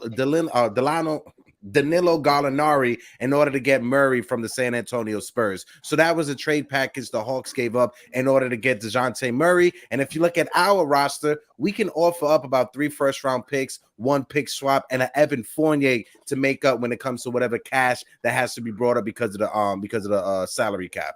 Go ahead, Knicks fanatic. I'll throw it over to you and then throw it back over to Phil to get the next topic. And we'll start off with AA before we circle it back around. Go ahead. Hey, first of all, salute to all of you guys. Appreciate you, Hector, Jigga, Phil, Eddie, panel, all of y'all, AA, Ebony, what up? Salute, Wiz, Ben, all of y'all. Appreciate you guys. Thank you guys for having me in Morning Brew. I came with a net to catch everybody jumping off the ledge. And it's okay. I get it. I totally understand. We got everybody in all aspects on there. I definitely understand the RJ Barrett for Eddie. Eddie, we got some medication. Just get the blood pressure down a little bit. I know, take a little melatonin before you go to bed just to help you just ease the sleep. But definitely understand the takes on both ways. I'm still with what we got now. I understand when we lose, we just lose our shit. If some people going crazy on there. RJ definitely has his struggles on there, so I understand the sentiment. But we just have to understand, again, both ways. We played the hottest team in the West, a team with 8 number ones minimum players that they drafted on there. So we got to understand who we play. We did have Mitchell. I'm not making any excuses, but we have to understand the situation we were in to take an L. It was a good team that we played. They weren't the scrubs. If we lost to Detroit, I definitely understand. Trade everybody, fire Tibs. But this is one of the best teams that we played overall. I understand the RJ take. It is what it is. Again, I said this year is going to be an evaluation year so we can see who we have, what they're going to be, and then how we move them. If we move them, I still think, and you can't trade when the stock is down anyway. So if you can't move RJ when the stock is down because you're not going to get anything on your return on interest, no ROI on that. So you got to move. If the situation for DeJounte Murray is available, I'm not one for that to plan for the future, but I do think he is a good piece that would fit. I like him better than Donovan Mitchell. I think Donovan Mitchell's a more excellent player offensively, but I think he would fit defensively. 7-foot wingspan. He has a talent and the skill set to definitely fit with us. If that were the case, you would probably have to lose an RJ in order to make that fit and work. I'm not going to play devil advocate on that, on how you want that to determine, but I definitely like that. Tibs, as Wiz was saying on here, we were D students and F students. Tibs is our, he's getting us to get A's and B's, but you want to be a senior and graduate as a valedictorian. It takes time for you to get your grades up first. So, and I understand the sentiment for that as well. But please, if you guys keep bringing this up to fire Tibs, get rid of Tibs, who is the option? That's all I ask. I'm fair both ways, but everybody says get rid of. Who is this player? Who's this imaginary coach that we keep dreaming of? We fantasize about this coach. Show me a coach that's won Coach of the Year 2 times, that has a more winning record other than Tibs. Just who's out there that's available. I don't mind the comment. I don't mind the conversation. Just show me who is this coach. Give me a name when you say I'll tell you right now, my grandmother would have never pulled out Emmanuel quickly and put RJ Barrett in the game. That's the one thing I can say. And also, my grandmother with that chancleta in practice would make sure these guys are calling out and letting people know the screen is coming. Pick up my guy. It's a pick and roll. I guarantee you, a grandma chancleta to the head would get people to start talking on the court. But no, all jokes aside, I'll throw it back to you. All jokes aside, when it comes to that, I don't know who that coach is. Maybe it's Johnny Bryan. But like I said before, I think why Leon Rose may be hesitant to replacing Tom Thibodeau is because Leon Rose, this is his first job as a president of basketball operations for any team in the NBA, right? So when it comes to that, I don't think Leon Rose wants to fire Tom Thibodeau after making the postseason 3 out of the 4 years, bringing a coach, and then it's a downhill. So I think that's why Leon Rose is hesitant. And unless this becomes a disaster, like I brought up the Detroit Pistons, I know we got a Piston fan in the chat, but if the Knicks start playing like the Detroit Pistons, maybe Leon Rose will pull that trigger to make a coaching switch. Go ahead, Organic Nick. I'll let you finish your take, and let's throw it back over to Phil. Yep. And it's for that move. Throw the chancletas in the chat. My fault. Go ahead. Throw the chanclas in the chat. If you got beat by a chancleta, put it in the chat. Exactly. Hold on, let me get my emoji. Everybody got that one. Raise your hand. All right. And on that, for that selection, when he took IQ out and put RJ in, if you watch a game, and again, I'm not saying it was great either way, but he was riding for his dog in a sense. He's one of the star players. IQ was already cooking. He was balling, and if you look at the first half of the game, RJ was doing very well. He was getting to the line a lot. And if you have your player, which that's Tibbs' fault sometimes, that if he really likes his person, he's going to ride for them and try to get him out of that slump. We've been dogging RJ for RJ to get out the slump. He's giving him confidence, at least in the player. So you can't say that he doesn't support a player if he's riding with him. So I think that was the move to hopefully he can get out of that slump. RJ just made some bad choices on shooting when he was in the slump instead of driving. And that's all I got for that. Copy. Like Big Pun Forever says, nothing better than a abuela's chancleta. Absolutely. Shout out to everybody that's in the chat. I want to shout out Amani. Hold on, wait. I just lost him real quick. Amani the Great, new person that's in the chat. Salute to you, my guy from Minneapolis. And then the Piston fan who was in the chat, the New Breed Sports. We got the New Breed Sports in the building. New Breed Sports. Appreciate you finding us, subscribing to us. If you got a channel that you have, just to let everybody know out there, if you guys are content creators that are in the chat and you guys have your own channel or your own movement on Twitter, on Facebook, on Instagram, feel free, drop the information in the chat. We don't shy away and we don't stop other content creators from promoting themselves as long as it's not spam, as long as it doesn't go against the terms and services for YouTube, Instagram, Facebook, and Twitter. You're more than welcome to put that in the chat down below. Go ahead, Mr. Phillip. Yeah. So before we go to the next topic, I just want to harp on something Organic Nick was saying, because I kind of rock with him and kind of Ebony. I'm kind of in the middle there, like of not trying to get too extreme on either end. You guys both have great points. But the first thing I'll say is the justification at all of RJ Barrett coming back in is a flaw. Because you talk about he was getting to the line and was producing from the line. He wasn't. Like, he only shot 50% from the line.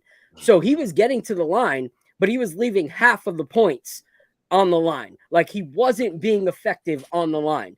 So when you look, and if it was like a close numbers, you can kind of justify it. But when a player is shooting what he was shooting for that game, which was like 32% or something like that at the point that he put him back in, and Emmanuel Quickly is shooting 75%, you can't look at those numbers and say it makes sense at all, because we are down with a team that is sharp shooting threes. Like, they kept on shooting threes against us. So putting in a player who can get you 1 point at the line isn't going to allow those numbers to catch up in any way, shape, or form. Emmanuel Quickly was shooting 80% from three in that game. Dante DiVincenzo was shooting, let's see what he was shooting from three. He was shooting 55% from three. Quentin Grimes only shot 2 of them, but he goes 100% from three. So whether it was Emmanuel Quickly, Dante, or Grimes in those last few minutes, based off of the effectiveness of shooting, one of those 3 should have been in. Like, and RJ's defense wasn't that superb that game that you can justify it, because Emmanuel Quickly can still defend. Maybe he wasn't doing the greatest then, but you're substituting a little bit better defense for absolutely horrible offense that game, which allowed us to then continue to lose that lead that Emmanuel Quickly and Jalen Brunson together worked so hard to get back down. So that to me doesn't make any sense. There's no justification for that. And yes, Tibs has gotten us so much further than we've been. But the thing is I don't want us to say, and I'm not saying it's this extreme, but if you're ever in a bad relationship, you don't stay in the bad relationship because you don't know who that next person is that you would date. Like, you don't say, oh, I know that I deserve better. I know that I can find someone that'll treat me better, but I don't know who that person is right now, so I'm going to keep rocking with this relationship that I'm in. Like, you don't do that, So for that, I don't want to use that as an excuse, as not knowing who that next person is, because even with Golden State, I think they recognized that Mark Jackson had taken them to the place that he could, and they didn't say, well, we don't know 100% who's going to take it. Matter of fact, Steve Kerr had never been a professional like coach at that point, so they didn't know for 100% that Kerr would be able to take them to that next step, but that didn't keep them from exploring and looking for what that next step was. So that's all I'm gonna say there. But we've been rocking for a while. There's 100 right now that are currently watching, so hit that like and subscribe.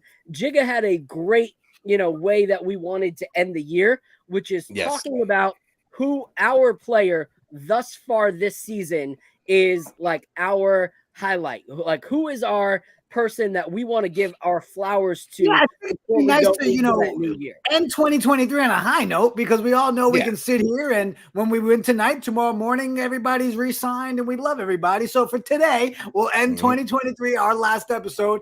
Who's your guy? Who's the one that's your stud for 2023? Let's go with the panel, and then we'll come back to us during end it. Heck, before they go. Before you throw it over to Double A to start us off, and then throw it over to Eddie, Ebony, Wiz, Ben, and Organic Nick Fanatic to close us out.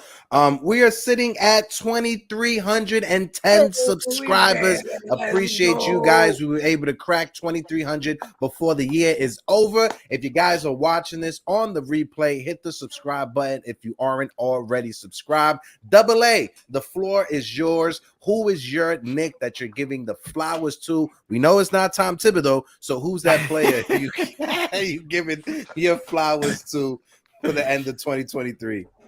If you may indulge me this, Organic Nick, Kenny Atkinson, Mark Bryant, Boldenhauser, the ex-coach of the Bucks. These are answers to who can take over for Tom Thibodeau. Brown, I forget his first name, the coach of Sacramento. He spent a year in Golden State, and look what he's done with Sacramento. So why couldn't Atkinson do that with us? I'm saying there's no excuse to stay, just like Phil said, with an ugly woman. My MVP is not playing, unfortunately, because he got injured. And I really felt that Mitchell Robinson was on his way to a Defensive Player of the Year award. And I just got to give it to him. I'm so sorry what happened to him. But, Mitchell Robinson. Copy. Eddie, throw it over to you. When it comes to your take, who are you giving your flowers to? Who is your guy you want to highlight for the end of the year? Double A, I do love your answer, though, man, because it still hurts every time his name comes up. Every time his name comes up, I'm like, man, all these questions because he went down. And that's why we're dealing with the shit we're dealing with, because it's apparent. Missing him, how different the team looks. Go ahead, Eddie. Well, it's obviously easy to give it to either Randle or Brunson, but I'm not going to give it to them. I'm going to go with the two white guys, Hartenstein and DiVincenzo.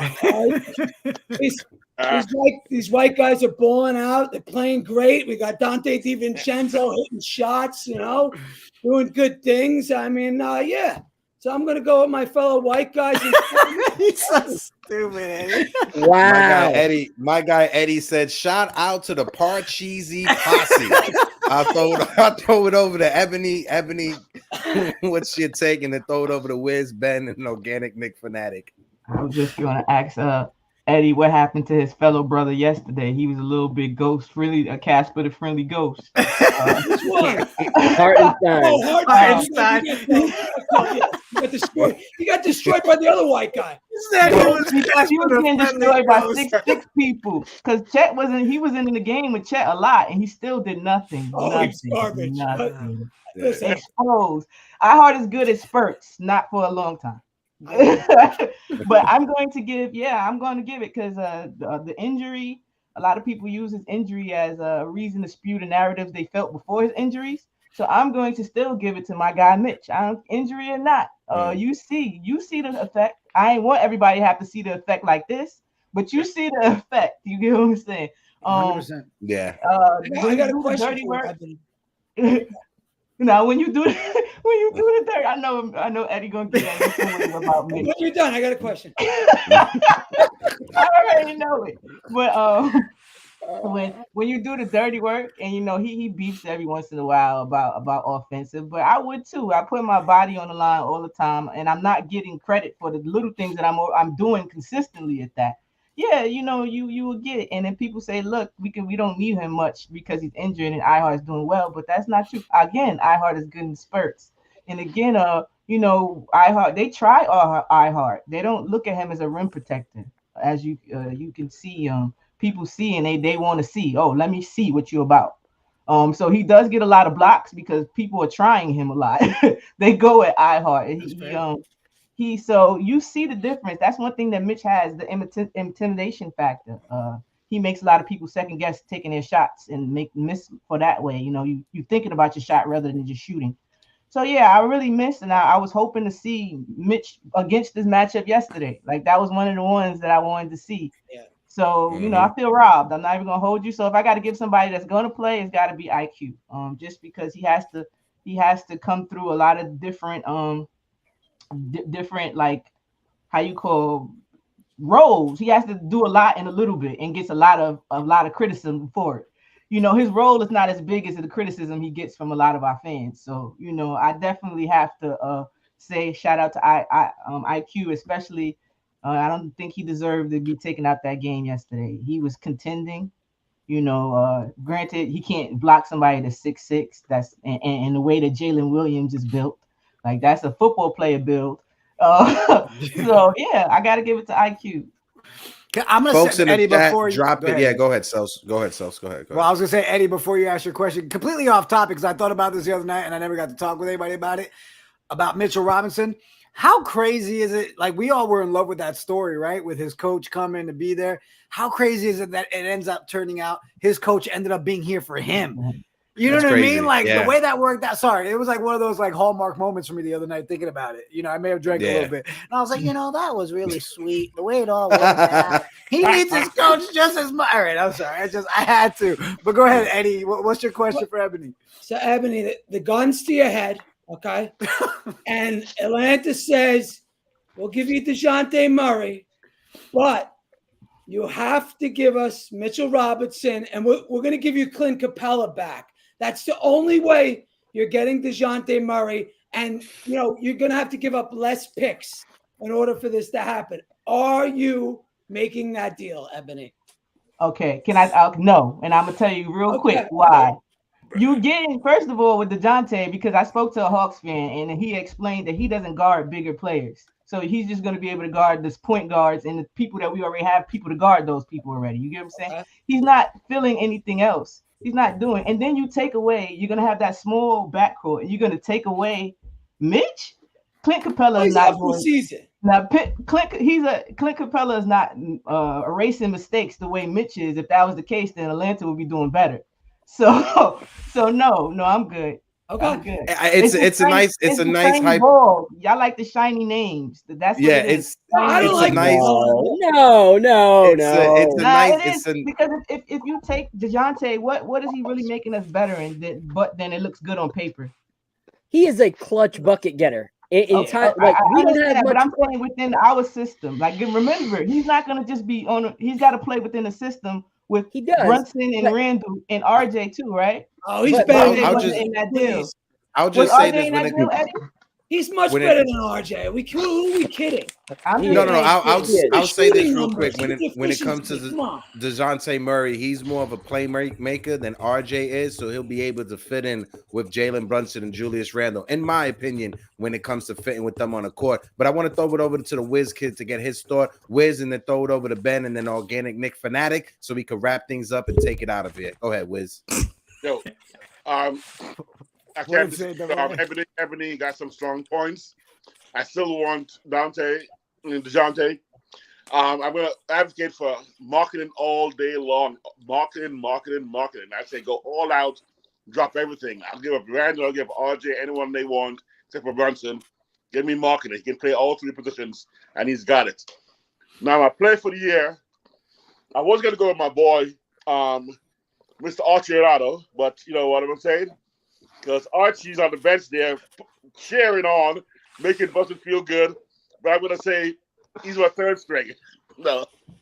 Sorry, Archie. Can't do that. Senzo. It was between Senzo and IQ. I got to do it. Got to go with my white boy with the hops. My white boy. That cat, he's a bad boy. He's coming in with all the things I wanted Josh Hart to have. He's bringing what Josh bought us last year, with serious skills, handle, shooting, Yeah. defense, energy. So I got to give it to Senzo. That's my player of the year. Boom. Nice. Bring me on the whiteboard. Bring me Laura Markkinen. I need a couple whiteboards on the team. Let me just say to our chat is on fire, man. Like our chat, even Ebony and I, we were just laughing because of some of the shit we saw in there. We both knew why we were laughing. Like chat, y'all are like undefeated. Appreciate everybody Holding that's it always down. in there. All the new subs, appreciate you guys. We Smack are that seven We're likes away from 100 likes Let's on the end the year with last a video. bang. Let's Ben, go. Let's floor go. is yours. Let's Real throw it over to quick. Ben. Can I say something real quick? Sorry. Yeah, go ahead, Ed. Go 'cause, ahead, Ed. Knicks is nice. He's been trying to choose violence since my last post game show. So we're gonna have a conversation about your Mitch comments, man. You've been trying. I seen it since his last KOT post game. I seen him trying. It's all right. Violence, Nice is a part of the Chenzo gang. He gets brownie points for the Chenzo gang. he's Nice. good. I know He's he's good. my guy. I like messing with him. Shout out to my guy King Ribby, who's in the chat as well. King Ribby, how are you doing? Salute to you. JD2000, new person in the chat. JD, how you doing? Ben, the floor is yours. Who's your player of the year? And let's throw it over to the Nick Fanatic, and then we will get ready to wrap things up. Go ahead, Ben. Yeah, my player of the year, probably the easy answer a lot of people have, but just the way he's playing, is Julius Randle. He is playing on a whole different level right now. He's playing very good offensively. He's doing good things defensively too, and he's just bringing the leadership to this team, helping out some of the young guys, helping out with Jalen Brunson when Jalen Brunson needs help. He's always there when he has a bad game. You never see him going on a slump. He will always bounce back. He takes a lot of criticism. He takes a lot of hate from Knicks fans and other fan bases, but he just puts that to the side and he just balls out every night. And I just like what he's doing for us and helping us win games. That's the most important thing for this team. If you do your role, you're playing well, and you're helping this team win, I love that man. Great answers from everybody, from IQ, Isaiah Hartenstein. Can I start a GoFundMe page where we create a new app? Is it just me, or would Ben's voice on like a go to sleep app be just phenomenal? Oh, it's perfect. You know, it's perfect, I'd be like, what am I going with tonight? Am I going with the white noise or no? Fuck it, I'm going with Ben's voice. You know, Ben, we gotta talk, bro. And it was once upon a time. I'm telling you, bro, we got something. We got an idea here, we're gonna set up Ben's cameo. We're gonna set up Ben's cameo account so he can start selling some cameos. Go ahead. You can't be a Siri voice though, because you fall asleep at the wheel, and now we're liability to everybody. We don't need that. All right, Organic, you up, bro? Who's yours? Hey, I was just gonna say how to say it right because I don't care what you call me. As long as you call me, it's all good. So Jigga just said it, so it's the Organic Fanatics. It's all good. So it makes it easy for you. And salute. I appreciate you, Eddie, and salute to my white bread. I appreciate the white bread Wonderstein. And hey, there's toasted bread, lightly toasted, and then we got our white bread. All right, so salute to our white bread brothers. I call them Wonderstein. So we appreciate him and Dante DiVincenzo. My pick, I think, would be the obvious one, which would be Mighty Mouse himself, Jalen Brunson. Jalen Brunson has put the team on his back, and he's just the dude. He's going to get his first All-Star ballot this year. He's going to be his first All-NBA this year for his first time. Without him, we wouldn't be where we're at now. He sets the play. He sets a tone for the team. This is the first year he's being more verbal as a leader. Last year he was setting the tone as a playmaker and leading by example. Now he's been a little more verbal, trying to get the team in line. It does help that he has the chemistry with his other player, which again, Dante DiVincenzo is my X factor there. He's huge into what the team needs, getting the team going. His shooting is impeccable. I thought it was the right move. I think we called it on your show the last time we were here for it, putting him into the starting lineup and moving Grimes to the bench. We were here on the show talking about that. I thought that was a pivotal move. I think he's very good. But without Jalen Brunson, we would not be where we're at. So I think the obvious answer for me is Jalen Brunson, Mighty Mouse. Facts. Let me start. Let me start here. Ebony, Wiz, Ben, Organic Fanatics, Double A, Eddie. Thank you guys for jumping up on the open panel for the last episode of 2023. You guys know that door is always open every Friday. Hope all 6 of you have a great Happy New Year. Appreciate y'all. Fellas. Appreciate you guys. You guys are always welcome to join us as well. Have a good one. Yay, Oh, yo, of course. buddy. Whenever you need us, organic, just send out the bat signal and we will be there. All right, fellas. I'm going to let you both give your player, and then we'll wrap this episode up. Everybody in the chat, appreciate you. We were 2 likes away from 100. Let's end it with a bang. 2 more likeies. Come on, 2 more likes. All we need is 2 more likeies. Let's do it. Let's do it. All right, go ahead, Philly. Who's taking your 2023 stud? Yeah. First, I want to address the DeJounte thing to Ebony Queen. I agree with you. Mitch is a great, great player. But if you look at it, we have not had him for a full season. And that is concerning, especially when you hear that there's screws or staples or whatever in this dude's foot. Like screws in a foot of a 7-footer is so, so concerning. So though I don't think Capella is a crazy like addition, having a guaranteed center alongside DeJounte Murray, I would do that. Not because I don't like Mitch. I think Mitch is leaps and bounds better, but that is concerning. And who knows if he's going to be able to come back the way that he's been.